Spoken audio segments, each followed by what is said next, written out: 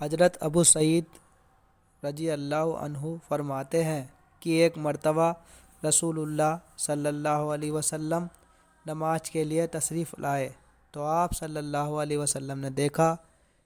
کہ بعض لوگوں کے دانت ہنسی کی وجہ سے کھل رہے تھے۔ رسول اللہ صلی اللہ علیہ وسلم نے ارشاد فرمایا، اگر تم لذتوں کو توڑنے والی چیز موت کو کثرت سے یاد کرو تو تمہاری یہ حالت ہی نہ ہو جو میں دیکھ رہا ہوں۔ لہٰذا لذتیں ختم کرنے والی چیز موت کو کثرت سے یاد کیا کرو، کیونکہ قبر پر کوئی دن ایسا نہیں گزرتا جس میں وہ یہ آواز نہ دیتی ہو کہ میں پردیس کا گھر ہوں، میں تنہائی کا گھر ہوں، میں مٹی کا گھر ہوں، میں کیڑے مکوڑوں کا گھر ہوں۔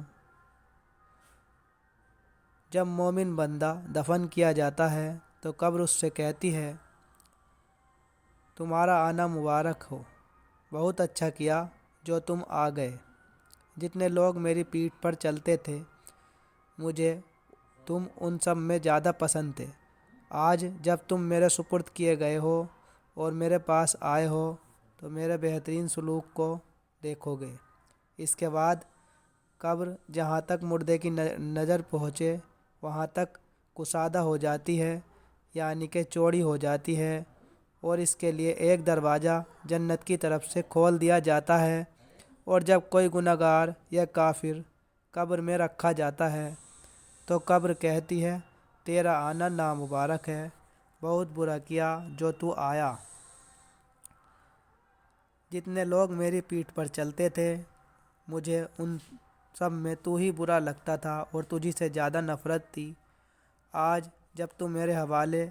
آیا ہے اور میرے پاس آیا ہے تو میرے برے سلوک کو بھی دیکھ لے گا۔ اس کے بعد قبر اسے اس طرح دباتی ہے کہ پسلیاں آپس میں ایک دوسرے میں گھس جاتی ہیں۔ رسول اللہ صلی اللہ علیہ وسلم نے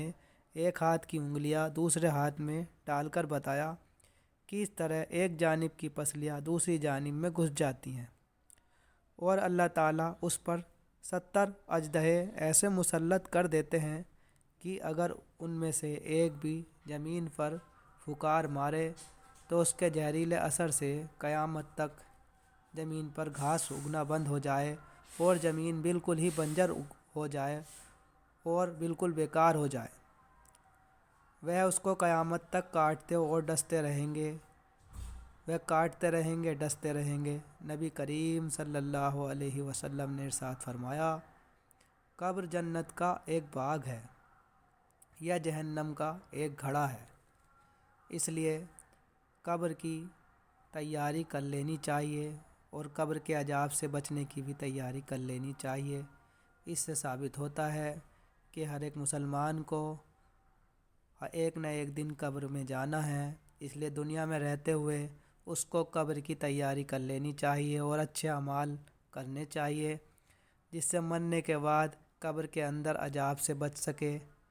اور اللہ تعالیٰ کی رضا اس کو نصیب ہو سکے۔